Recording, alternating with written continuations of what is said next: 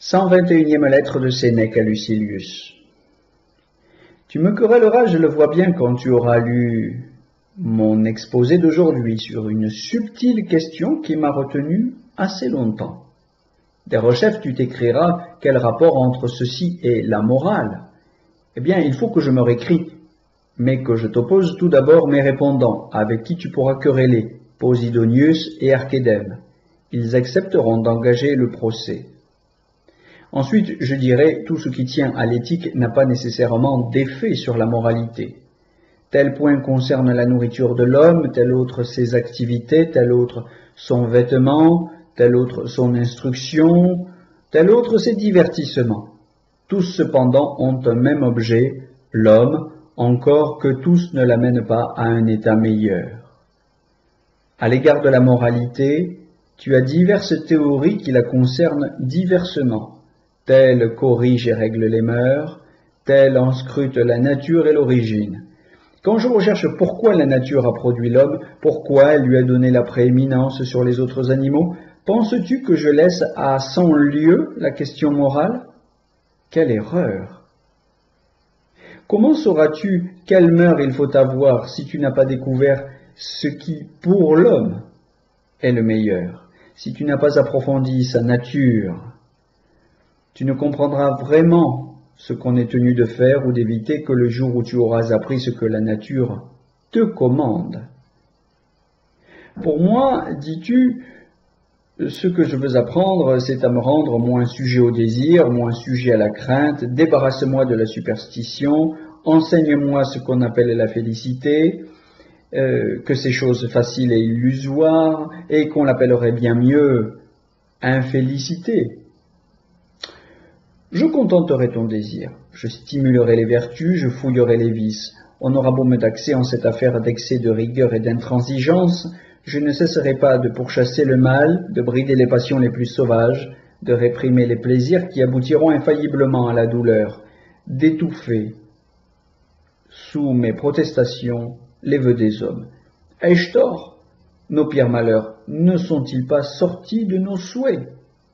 Toutes nos condoléances n'étaient-elles pas en germe dans ce dont nous fîmes compliment?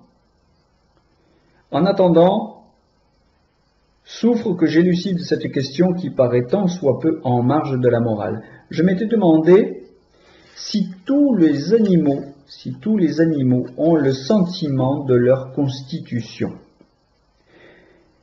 Qu'ils aient ce sentiment, rien ne le montre mieux que la justesse et l'aisance de leurs mouvements, tout comme s'il y avait eu dressage approprié de chaque membre.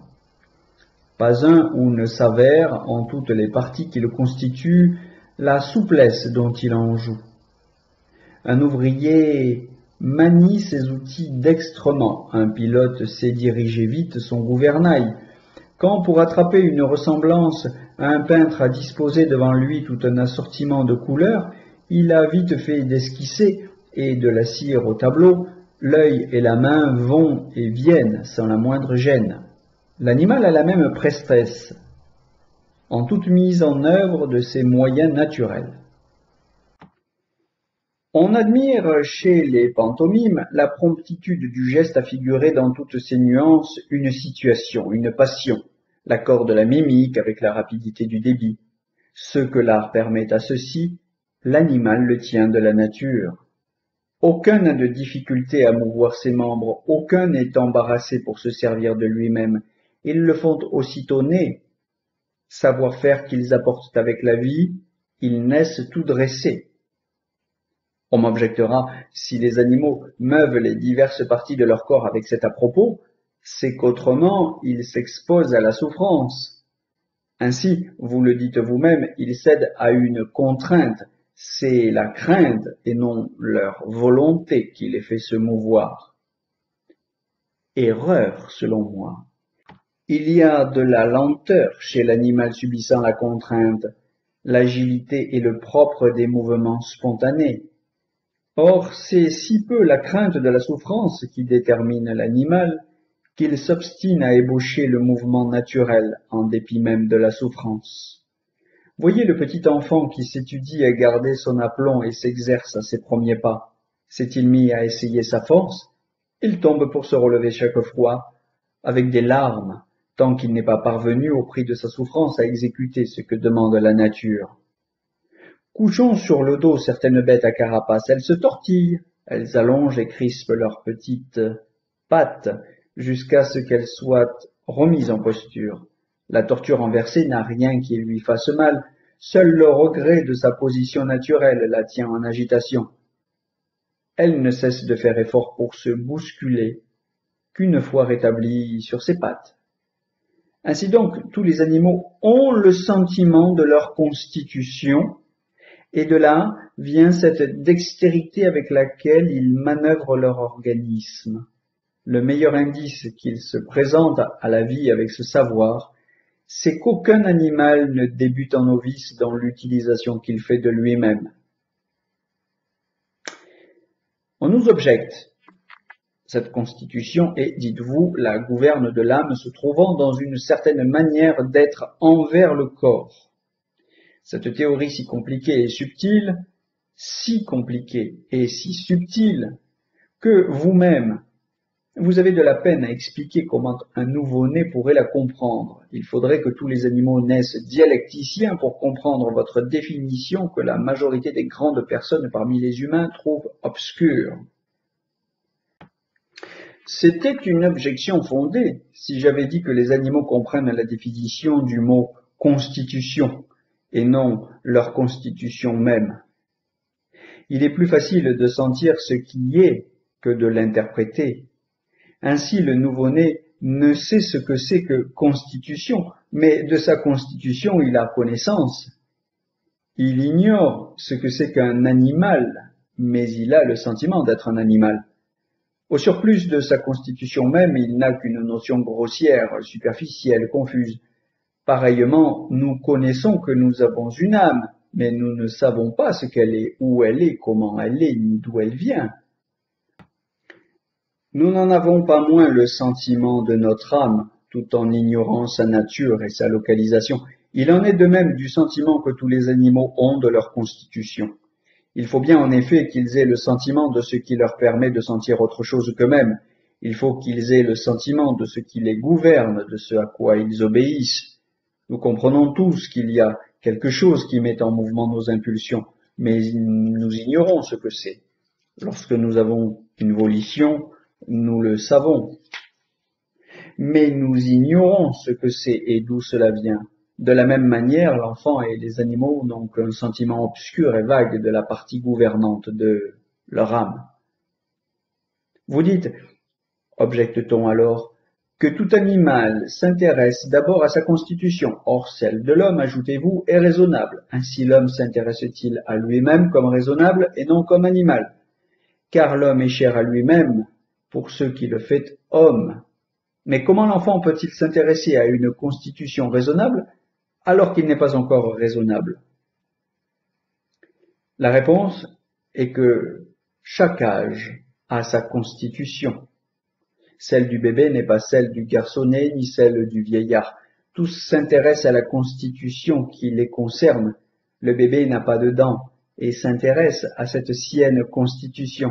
Ses dents ont-elles percé? Il s'intéresse à cette constitution, car le brin d'herbe qui sera pied de blé et grain a lui aussi sa constitution quand il est tendre et dépasse à peine le sillon.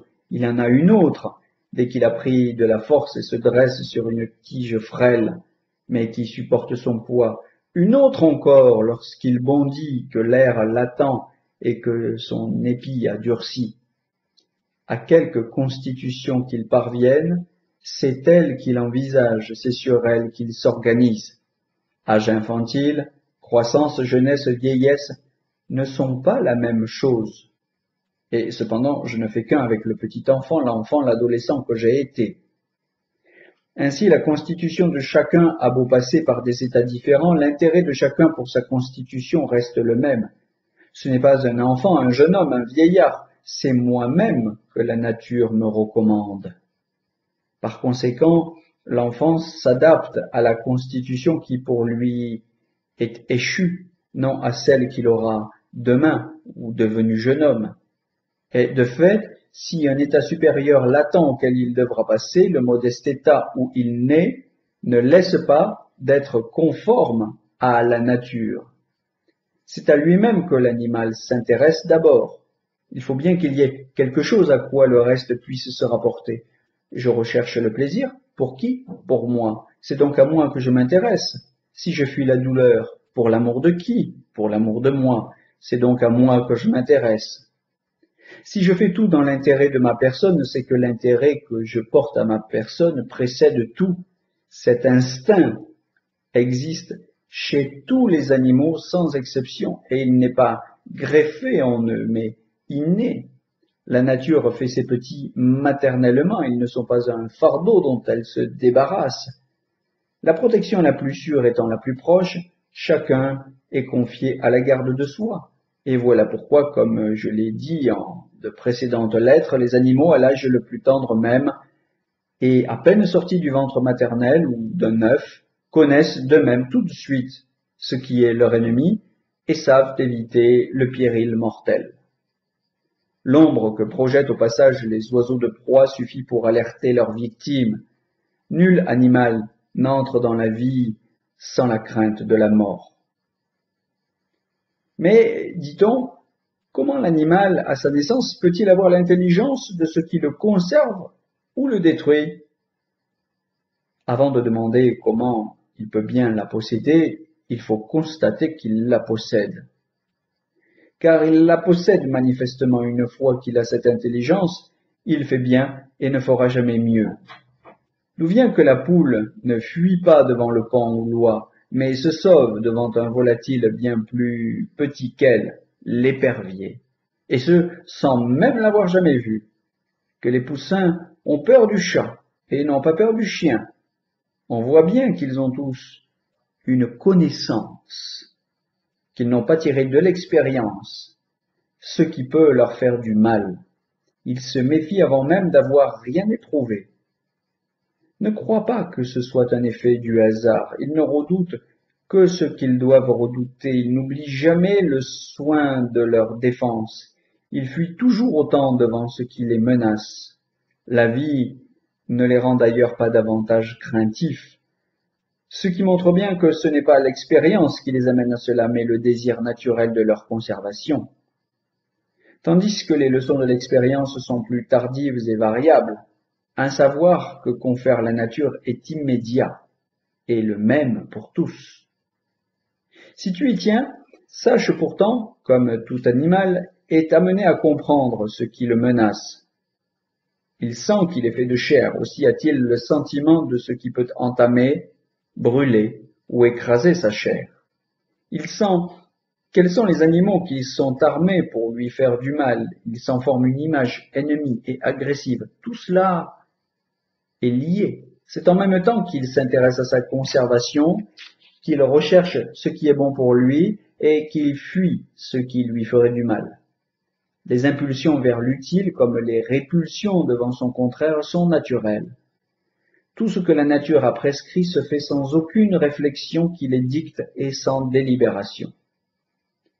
Ne vois-tu pas avec quelle minutie les abeilles façonnent leurs ruches et en quelle concorde elles s'acquittent des tâches distribuées? Ne vois-tu pas combien un homme serait peu capable d'imiter le tissage de l'araignée et quel travail il y a là?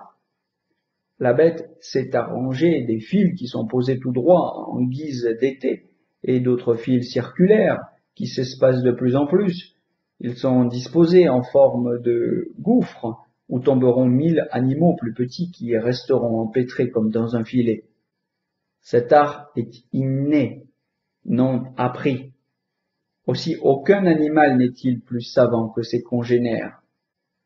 Tu remarqueras que les toiles d'araignée sont toutes pareilles et que, dans les ruches, les angles des alvéoles sont toujours égaux.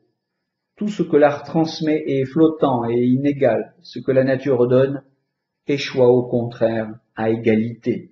Elle n'enseigne rien d'autre que la conservation de soi et le savoir-faire qu'il faut pour cela. Aussi les bêtes commencent-elles simultanément à vivre et à savoir. Il n'est pas surprenant que ces êtres naissent ainsi avec ce sans quoi ils seraient nés pour rien. Le premier équipement que la nature leur a donné pour se maintenir est l'intérêt et l'amour qu'ils portent à eux-mêmes. Ils n'auraient pu survivre s'ils n'avaient désiré survivre.